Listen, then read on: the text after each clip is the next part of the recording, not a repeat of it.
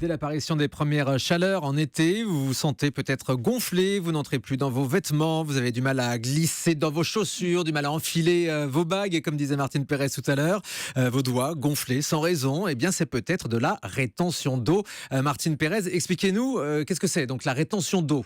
Alors d'abord, il faut savoir que l'eau représente 65% de notre poids total. Alors en cas de rétention d'eau, le corps, enfin une partie de l'organisme est trop chargé en eau. Cette rétention survient quand le corps emmagasine plus d'eau qu'il n'en évacue.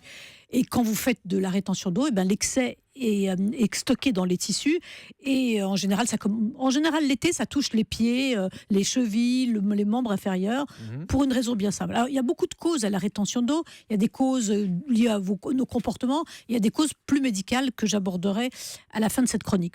Alors, la principale cause de rétention d'eau, c'est l'insuffisance veineuse. Alors, je vous explique en quelques phrases. C'est quoi, le sang circule mal là ? Voilà, c'est-à-dire que notre organisme, on a le cœur qui se contracte, le sang est éjecté par les artères dans tout le corps, mais ensuite, c'est les veines qui le remontent du bas du corps jusqu'au cœur à nouveau pour être à nouveau oxygéné. Et en réalité, vous avez bien imaginé que ce sang veineux, il doit lutter contre la pesanteur. C'est-à-dire il doit remonter. Il doit remonter, vous vous rendez compte du avec boulot. Avec ses petits bras musclés. Ah voilà, exactement, avec ses petites jambes musclées plutôt. et donc, il doit remonter et... Quand vous avez, pour un certain nombre de raisons, un état veineux en mauvais état, quand vous avez, pour des raisons héréditaires, un état veineux en mauvais état, il y a une stase du sang au niveau des veines. Et donc, excusez-moi, je me gratte la gorge parce que c'est pas un œdème, c'est un peu au niveau de la gorge. On va s'occuper de vous, Martine. Un petit verre d'eau pour Martine Pérez, s'il vous plaît. Merci. Et donc, et le sang stagne au niveau des veines des membres inférieurs. Et donc, l'eau sort des vaisseaux et donc, ça crée un œdème. Alors, Martine, à tout âge ? Ça peut survenir, bien sûr. Alors, c'est 30% des femmes sont concernées. Mais l'été, la chaleur, on a déjà expliqué plusieurs fois que la chaleur crée une vasodilatation des vaisseaux, des veines et des artères. Et donc, la chaleur est responsable d'une dilatation des veines et d'un œdème. Il y a aussi le fait de rester longtemps debout. Rester longtemps debout, c'est vraiment un gros problème. Il y a aussi, je vous l'ai dit, la génétique, la station debout prolongée. Et puis, les femmes, il faut le savoir, qu'elles sont beaucoup plus sensibles à la rétention d'eau parce qu'il y a les phénomènes hormonaux avant les règles, il y a aussi au moment de la ménopause, et puis il y a aussi la grossesse avec le poids. Et bien sûr, il y a le surpoids. Le surpoids, ça fatigue les veines, ça favorise pas la remontée du sang veineux vers le cœur, et donc c'est un facteur de risque majeur d'œdème des membres inférieurs. C'est un truc de femme, la rétention d'eau, Isabelle. Oui, je ne comprends pas pourquoi, parce que les hommes parfois sont en surpoids, chez eux aussi les hormones travaillent, donc pourquoi est-ce qu'ils passent au travers ? Alors, ça arrive aussi chez les hommes, rassurez-vous. Les hommes ne sont pas en surpoids, me dit Jean-Michel Cohen. Non, c'est pas ça, c'est que ils passent pas au travers, parce que parmi les explications qu'a donné Martine, il y a aussi la variation du capital eau de l'organisme. Et l'eau dans l'organisme, même s'il y a un réglage qui permet que ça bouge jamais franchement beaucoup, il y a quand même des variations d'une journée sur l'autre qui sont très importantes, et vous pouvez très bien vous lever le lendemain matin, l'air complètement bouffi, parce que vous avez fait une rétention d'eau, parce que vous avez accumulé trop d'eau. Je dis ça par exemple quand je pense aux gens qui sont des grands mangeurs de sauce soja, vous savez, les sauces salées. L'accumulation d'une grosse quantité de sel dans le corps oblige à retenir de l'eau, et de ce fait, vous avez l'air bouffi, mais en fait, ça passera assez rapidement. C'est vrai ça, le sel, ça engendre de la rétention d'eau ? Bien sûr, le fait de manger trop salé, il y a des gens qui mangent trop salé, en particulier l'été, parce qu'on développe les petits apéros, parce qu'on aime bien manger des tranches de saucisson sur la plage, parce qu'on prend du saumon fumé, parce qu'on n'a plus envie de faire la cuisine, on a envie de se reposer, on mange des plats cuisinés qui sont tous chargés en sel. On sait tout sur Martine, comme ça. Bravo.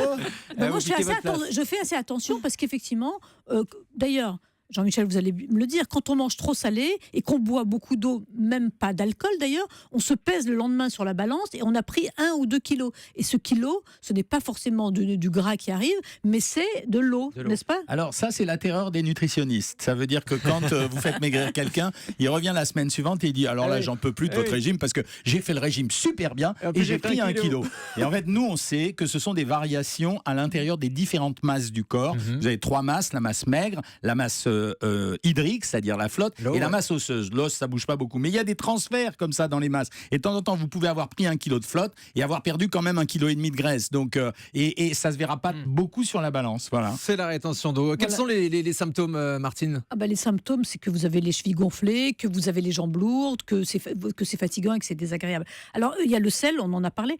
Vous savez que l'OMS dit, l'Organisation mondiale de la santé dit 6 grammes par jour, c'est un très bon niveau. Aujourd'hui, de sel ? De sel sel par jour. Aujourd'hui, les Occidentaux et les Européens sont plutôt à 12 grammes.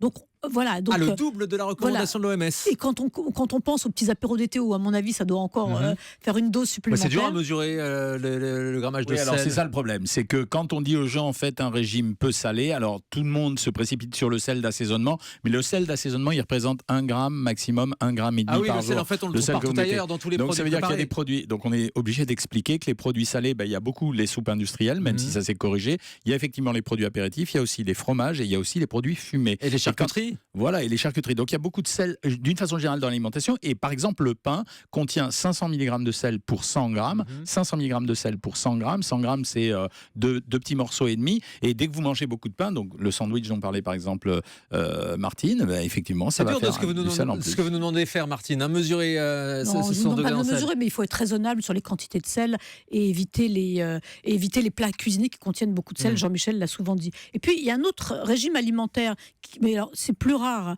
mais Jean-Michel, vous me direz ce que vous en pensez, c'est les gens qui ne mangent pas de protéines ou très peu de protéines. Oui. Parce que la carence en protéines fait que l'eau est attirée vers les compartiments cellulaires et elle gonfle les cellules et vous avez une rétention d'eau liée au fait de ne pas manger de protéines. Mais donc tout ça est très lié à l'alimentation. En tout cas, les causes que je évoque, qui sont assez rares, mais chez certains végétaliens ou végétariens, eh bien, il y a une consommation faible de protéines et donc on peut avoir des œdèmes, il faut le savoir.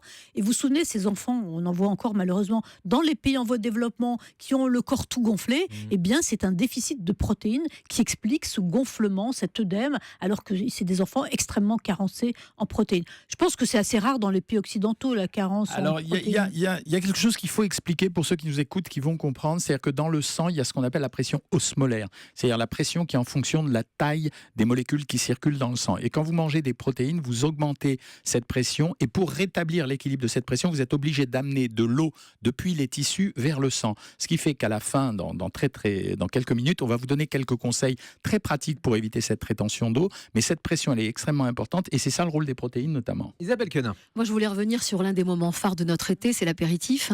Est-ce qu'on a un moyen de quantifier, par exemple, en parlant sel, combien pèsent les cacahuètes salées, les noix de cajou Ça veut dire qu'on prend là, on a une ration de sel de combien ? Super bien. Vous avez deux choses. D'abord, vous avez sur toutes les étiquettes maintenant, sur tous les emballages, la quantité, alors soit de sodium, soit de sel pour 100 grammes, en rappelant que quand on parle du sel, si vous avez écrit sodium sur la boîte, il faut multiplier environ par 2,25 pour avoir la quantité de sel. Donc vous l'avez, la quantité de sel. En grammes, c'est ça ? Oui, en grammes. Je vous donne un exemple. Par exemple, les olives, ça contient 2 grammes de sel pour 100 grammes. C'est énorme. Ça veut dire que les olives, c'est un produit extrêmement salé. Pourtant, on les mange avec plaisir. Ça ne veut pas dire qu'il faut le condamner. Ça veut dire simplement qu'il faut savoir que c'est le moment de ne pas mettre le saucisson avec les olives, quoi.